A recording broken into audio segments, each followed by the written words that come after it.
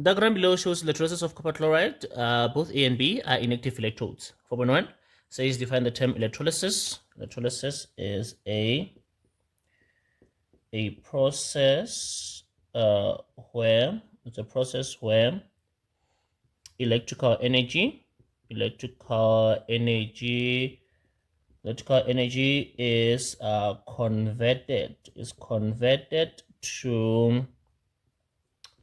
is converted to chemical energy. A process where electrical energy is converted to chemical energy, and there will be 2 marks for that then. Okay. Now 4.2.1 says now write down the name or the formula of the following. 4.2.1 name or formula of the following. Electrode A, it's made up of electrode A is made up of graphite, graphite or carbon there, or graphite, carbon, or the formula C.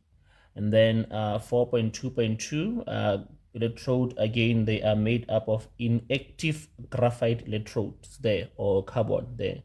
So you can say graphite, or you can say carbon, or you can say C, because the question says the name or the formula. 4.2.3, the electrolyte C. The electrolyte that we are going to be using here is copper chloride there.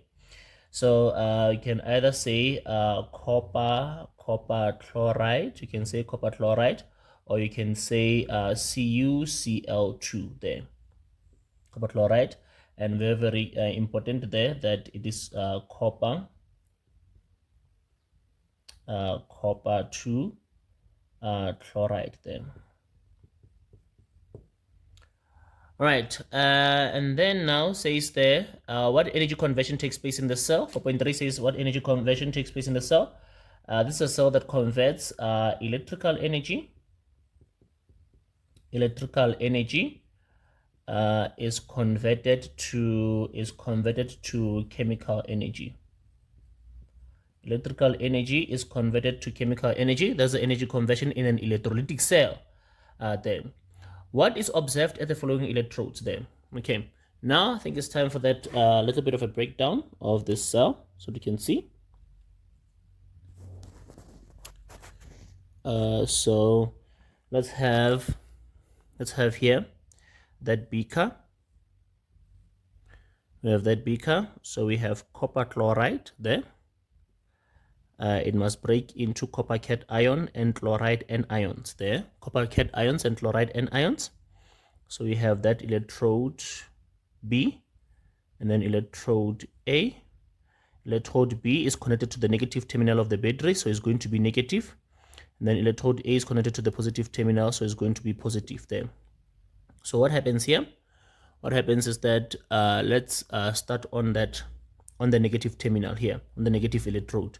So copper cations will come here because they are positive. Now when they get there, copper cations will gain 2 electrons and become copper. And as they become copper there, copper is our product, and therefore a layer of copper will be observed there. We are going to see a layer of copper there, because our product is copper. So that means copper cations are our oxidizing agents, because they are being reduced there. So if this is a reduction that occurs at this electrode, and therefore this electrode of ours there is a cathode there. So that means it's a cathode, and whereby we have the gaining of electrons, and then the gaining of electrons is reduction there. So that's the electrode, that's the negative electrode there. Now what about the positive electrode there? Let's see what we have on that side there, on the positive side there. Let's see. On the positive side, fluoride anions, 2 of them will go towards that side, are going to be attracted towards the positive side, and then they get there. Each one loses 1 electron, and then 2 electrons are lost in total, and then chlorine gas is formed as a product there. And because they lose electrons, then we call them reducing agents. Chloride anions are reducing agents. Chlorine gas is a product, and then we see chlorine gas being formed when we observe bubbles of gas. We are going to observe bubbles of gas. So because we have a loss of electrons on this electrode, then we are going to have that process is called oxidation. Process whereby electrons are lost is oxidation. And then if there's oxidation, this electrode then will be our anode there. It will be our anode there. Okay, now let's go back to the questions. Let's go back to the questions.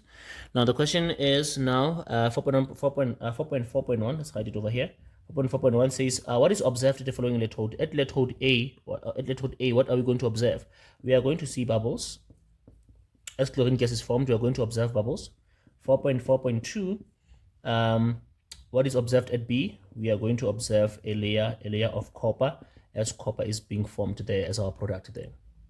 4.5, write down the name or formula of the product formed at A. The product formed at A here is chlorine gas.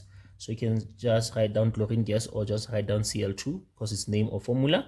And then 4.6, it says there, identify the reducing agent, the substance which is oxidized, the substance that loses electrons there. So this is chloride anions there, chloride anion or Cl minus there.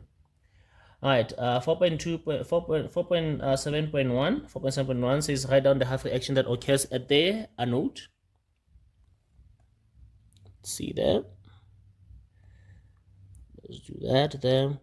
The half reaction that occurs at the anode is the oxidation of chloride anions to chlorine gas. There we show the two chloride anions losing 2 electrons to form chlorine gas over there. And then 4.7.2 is now the reduction half reaction that occurs at the cathode. So this will be copper cations gaining 2 electrons to become copper there. And then the last question, 4.8.1. 4.8.1 says now, which ions, cations or anions, move to the cathode? Let's see. Cations move to the cathode. You can see that we have cations over there moving to the cathode. So positive ions move to the cathode because the cathode is negative. So at the cathode, we have cations. And then at the anode, obviously, we are going to have anions there.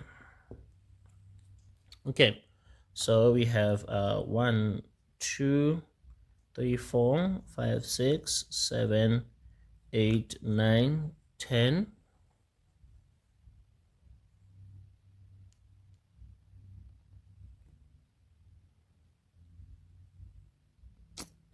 There, 11, 12, 13, 14, 15. Oh, 16, 17. So it will be out of 17, this one.